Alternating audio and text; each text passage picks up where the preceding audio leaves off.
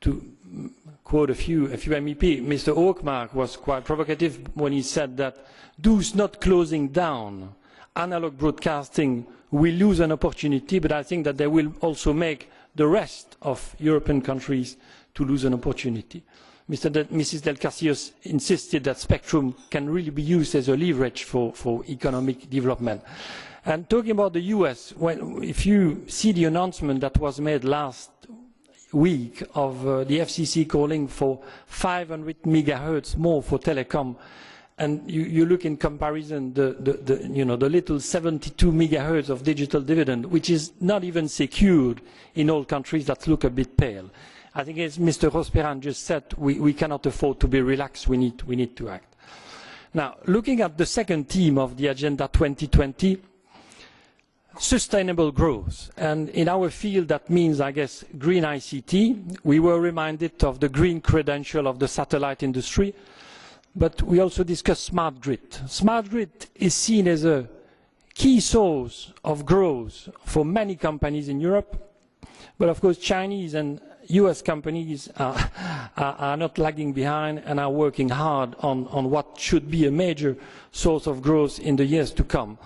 And we were told by the European Utility Telecom Council yesterday that it is essential to be able to use these renewable sources of energy, such as windmills.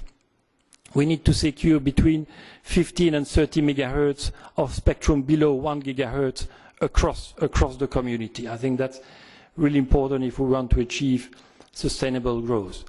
On inclusive growth,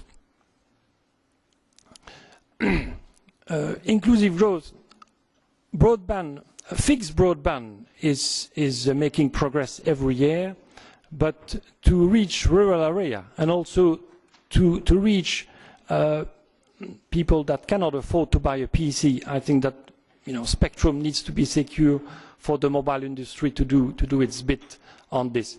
This is essential to meet the objective of the digital agenda, or as Mr. Del Castillo would probably say, the EU 2015 agenda. Although I hear Mr. Rosperan suggested that now it should be 2015, 2020, 2025. So maybe that's for inclusive growth. Smart growth. Smart growth, in our field, what would it mean? I think smart growth in the field of spectrum means good governance.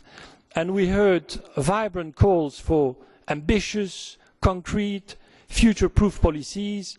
We heard about the need to have strategic goals to incentivize the use of scarce resources. I think these are all laudable goals. At a more concrete level, there were interesting discussions on spectrum sharing. It's not in all circumstances should spectrum be assigned to a single user. There are many instances where the spectrum can be shared on a geographic basis, on a time basis, or using more advanced technologies, such as cognitive radio, for example, mentioned by Mr. Rosperan again. Still on good governance, Spain yesterday called for better coordination of member states in international negotiation. We heard Mr. Lamberts, the Green representative, calling for an allocation of spectrum that would be political to protect users of social goals. And finally, on good governance, Mrs. Strootman made a call for EU-wide spectrum allocation, saying that it is available in the field of mobile satellite services, but for other types of wireless technologies, such a procedure is not foreseen. And I think that Mrs. Cruz this morning echoed this point. Still on good governance, there is the issue of spectrum hoarding, which was mentioned by Mr. Lamberts and Mrs. Strootman yesterday. What could we do to make sure that spectrum is not sitting idle? If it's a scarce resource, it should not sit idle. Increasingly, you see regulators imposing spectrum caps, imposing rollout obligation, but this may not be sufficient. So what should be done is spectrum assignment should be reviewed periodically to make sure that an efficient use is made of the spectrum and it's not underused. If I may be a bit controversial, I think Mike would agree that this is perhaps the role of the animator. We also heard, I think, a few instances of not so good governance. We heard yesterday a stakeholder, and being controversial here, the independent radio station, calling for a non-switch off of its analog radio networks and leave it to each national industry to decide it at their own pace.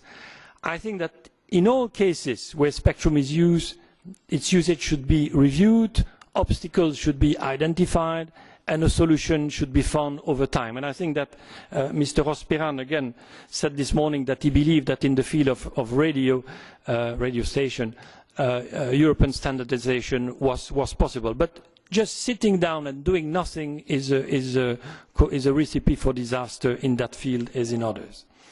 I'll end up with a message of hope, because after this long list of people calling for spectrum, you may believe that we'll never make it. The message of hope is that there are sources of untapped or undermanaged spectrum. And yesterday, Mr. Lamberts was one of the intervening speakers who identified, beyond the broadcaster, the military, which are large spectrum users. And at coffee break yesterday, I heard an interesting story, and I hope that it will come back in the debate later, where in America, the military spectrum is being auctioned, and the money collected, proceeds of the auction, is being used to finance more efficient equipment for the military. I think this is a topic that I think should be raised in the debate later today, I hope. We also heard suggestions in terms of untapped sources of spectrum of the public sector being perhaps also not a perfectly efficient user of the spectrum. The RSPG looked into this already a couple of years ago, but that should be a permanent review should take place in that field. And perhaps to finish on a lighter note, I can't resist to quote the EBU, who yesterday suggested that the mobile industry should move to 3G in the 900 band and stop using 20-year-old technologies. But that's true. And by way of a conclusion, it's